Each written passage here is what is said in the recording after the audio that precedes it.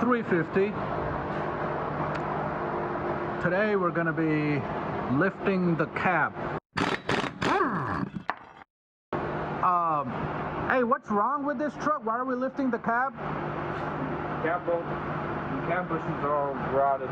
Most of them are. Some are okay, but most of them are rotted and pushed Oh, so all the bushings need to be replaced? pretty much. Wow. And you do one, you do all. Does this not have a fender liner in there? Nah, we took it off. I'm pretty sure. Okay, it came with it. So this one has a nice winch in there. That's the solid front.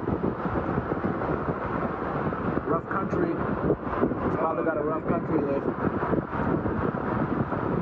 I know that's not standard either. That's aftermarket.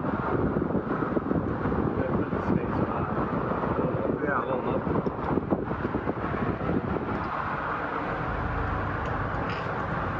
Other than that,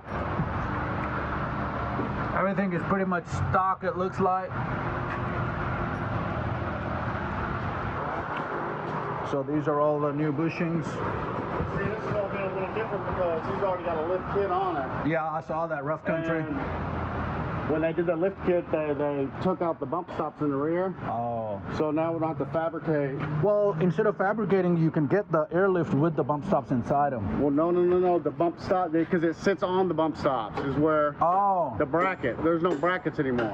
Yeah, can't put those without brackets. Well, we're going to fabricate some. Okay, well, that'd be a good project. So some fab work, put new AirLift. And then we also have the wireless one. Yep. I think that's the same I got. It's all part of the AirLift. Yeah, that's exactly. It's the wireless with the remote. Yeah, it's exactly the same one that I have. That works out pretty good. What I normally do, and I don't know if you want to do this, but I would put like an extra nipple on the back. Oh, for me. In emergency, if he wants to hook up, he can. Right.